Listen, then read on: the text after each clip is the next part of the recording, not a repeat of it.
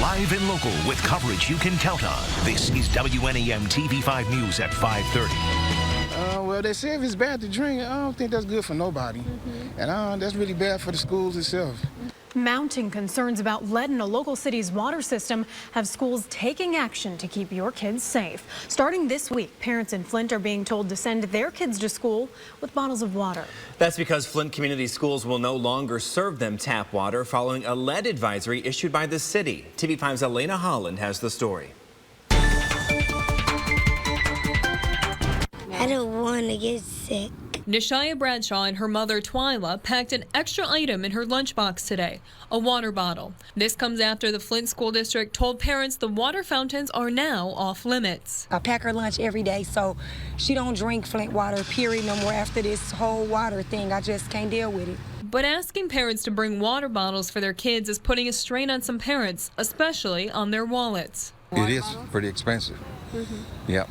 The parents we spoke with today outside Doyle Ryder Elementary say it's a price they have no problem paying. I mean, you don't want to have to come and be worried about your kid and you don't understand why they sick all of a sudden. The city of Flint recommends using water bottles for drinking and cooking, and the school district is abiding by that. But the reality is the district is in a large deficit, and they just can't afford to buy a water bottle for every child. That's why they're asking for donations so every kid can have a drink of water when at school. We spoke with one parent who is carrying in jugs of water for the students. Well, they said they got lead in the water and they shut down the water fountains. So I'm just bringing some extra water for the extra kids that's in there. So they have something to drink today at school. Darren Hines says this was one small thing he could do to make sure his daughter and classmates stay safe. But they need to make a change. Something needs to happen about that because kids can't drink water in the school. They play and get thirsty and you know how it be. The school is thankful for the donations, but the parents we spoke with wonder how much longer this will be necessary. Okay, so if we drink this water or our kids and they get sick and something critically happen, then what? In Flint, Elena Holland, WNEM TV5.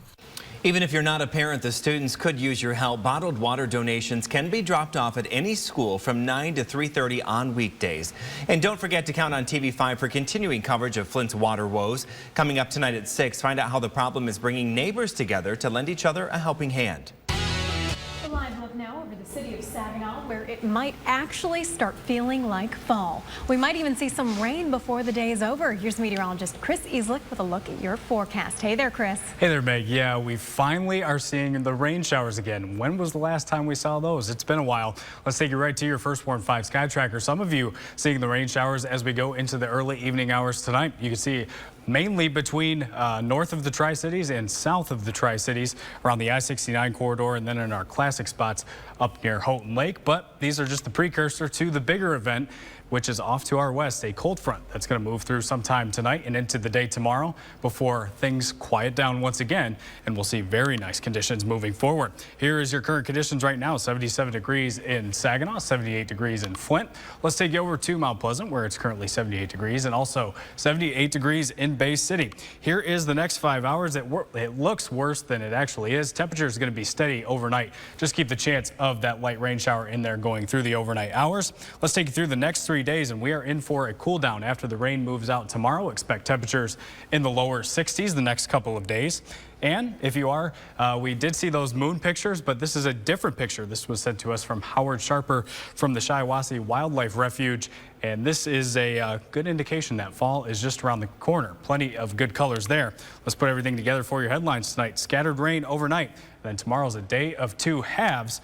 But first, if you are craving those fall colors, Daphne DeLorean tells you where you can find those in this package coming up. Hey everyone, good evening to you. I'm meteorologist Daphne DeLorean with a look at your peak color dates for fall foliage. And you're going to have to head up north right now. That's the peak here in the Upper Peninsula. Mid-September through early October is your peak date. Areas under the red color is late September through mid-October. You'll have to head to the northern end of the Lower Peninsula. There are areas under the brown color. Peak season for you is going to be early to middle October.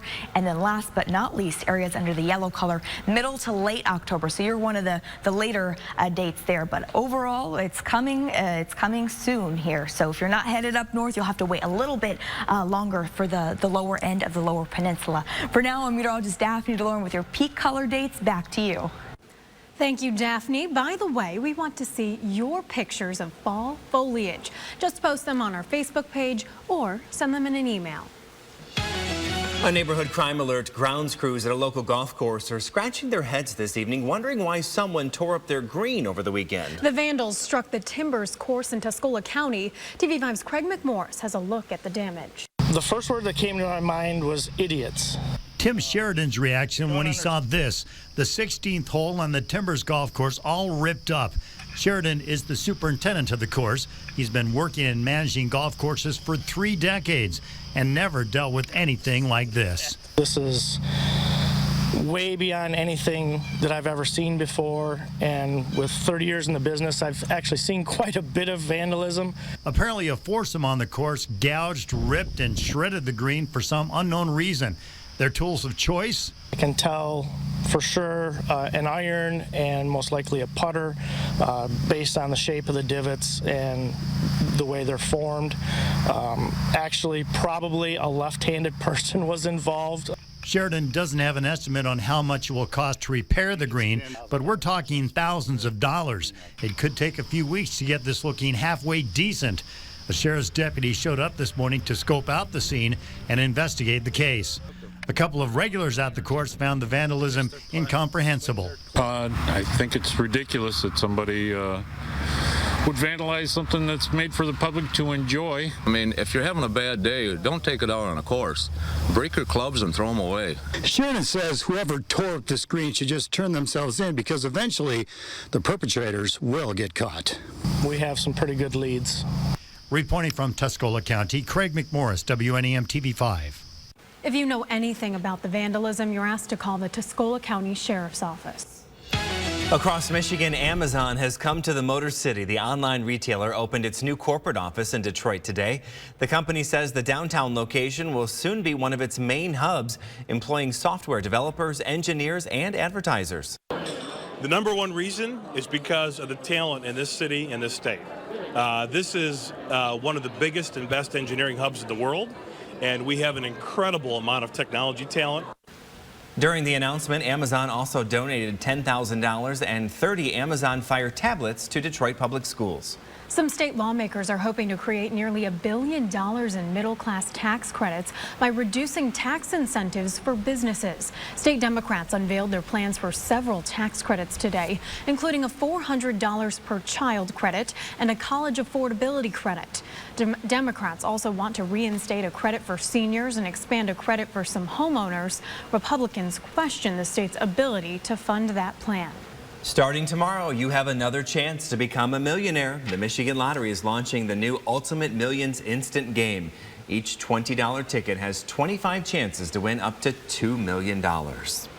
Well, the end of construction season looms ahead with plenty of potholes left to fill. So when will we see a plan for our roads? We're asking the tough questions tonight at 6. But first, the crisis in Syria takes center stage at the UN General Assembly, but the U.S. and Russia are butting heads over the matter. Plus, Whole Foods is cutting down its workforce, even as it opens new stores. And the First Lady is sitting down with Stephen Colbert. Find out when you can see Michelle Obama on The Late Show.